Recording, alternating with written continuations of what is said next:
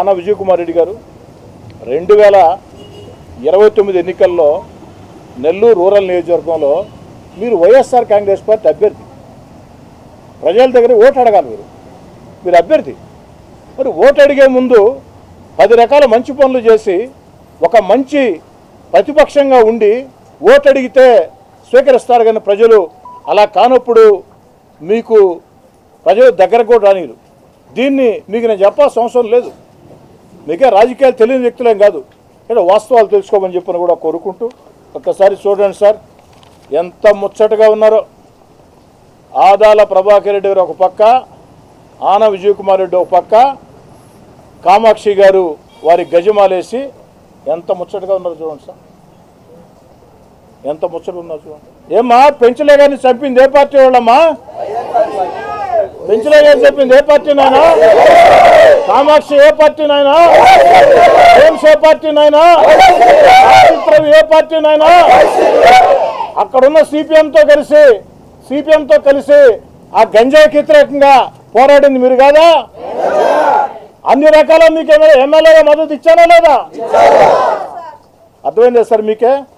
మొత్తం RDT colony వాసులమ్మా, RDT colony వాసులు. దయచేసి మీడియా మిత్రులారా, ఆర్డీటీ కాలనీ వాసుల్ని మీరందరూ కూడా తీసుకోండి. ఆడ 3 పార్టీలు ఉన్నాయి. 1 Telugu Desam party, 2 CPM party, 3 YSR Congress party. YSR Congress party అంటే ఈ గంజాయి బ్యాచే, వీళ్ళే గంజాయి చేస్తుండేది.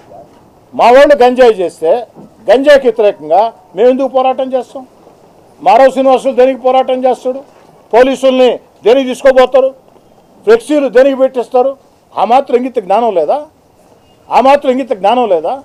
మీకు రాజకీయంగా నాతో మీరు పోటీ పడలేక, ఒరే రూరల్లో అభివృద్ధి శరవేగంగా జరుగుతూ ఉంది, ప్రజలకు నిరంతరం అందుబాటులో ఉన్నారు, ఒకరు కాదు ఒకరికిద్దరు, నేను కానీ నా తమ్ముడు కోటమిరెడ్డి గిరిధారెడ్డి కానీ, అంతేకాదు నెల్లూరు రూరల్ నియోజకవర్గంలో ఉండే తెలుగుదేశం పార్టీ నాయకులందరూ చైతన్యవంతంగా చురుకుగా కరుకుగా పనిచేస్తూ ఉన్నారు ప్రజల మధ్యలో. ఎక్కడికి వెళ్ళినా మనకు మనిషి రావటంలా, కార్యకర్తలు దొరకటంలా, ఈ యొక్క ఆవేదనలో ఇష్టారీతిగా మాట్లాడితే ఎలా?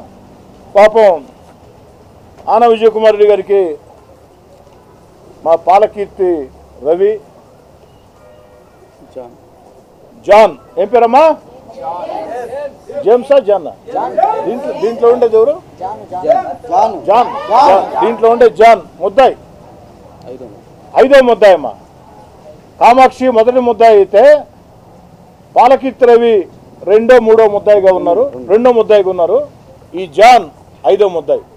మధ్యలో ఉండేది ఎవరమ్మా? జానియా? జానీ సార్ ముద్దాయి. ఏమ్మా ఆయనకేమో జానీ, ఆయనకేమో వద్దమ్మా? ఆయనకి చెల్లెలు భర్త, కామాక్షి చెల్లెలు భర్త. పాపం విజయ్ కుమార్ రెడ్డి వీళ్ళందరి మధ్యలో ఎంత ముచ్చటగా చూడ చక్కగా బాగా చూడండమ్మా, ఎంత చూడ చక్కగా ఉన్నాడు. అరవ శ్రీనివాసులు, సిపిఎం పార్టీ నాయకులు, చనిపోయిన పెంచలయ్య పోలీసులతో కలిసి ఇటీవల కాలంలో ఎన్నో తారీఖు సేనా? 23వ తారీఖు